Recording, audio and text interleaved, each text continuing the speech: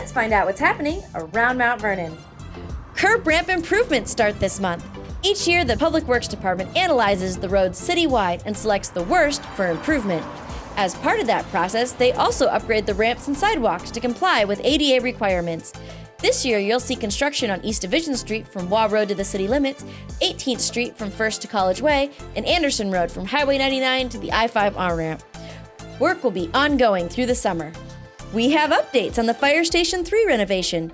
A new apparatus bay has been added and a new roof completed, and work has now shifted to the interior with plumbers, electricians, and HVAC contractors beginning installations. Additional work is also being completed to fix problems that were not readily visible when the project began, such as clearing blocked drain lines, fixing leaking gas connections, running new electrical wiring, and correctly bracing the roof truss system.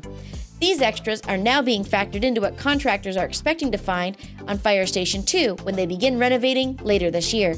Tulip Traffic is back, and the city would like to remind everyone that with the influx of visitors, it is important to be patient, be aware of tulip routes and go around, especially on weekends and sunny days, to stay alert, and to continue to obey all the traffic safety laws.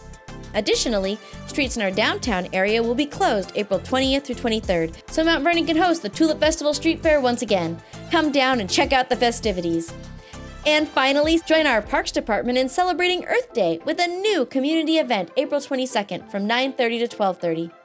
Then, come back to Hillcrest Park again on May 6th to celebrate Children's Book Day, the library's biggest event of the year. That's it for this month. Subscribe to stay connected to what's going on around Mount Vernon.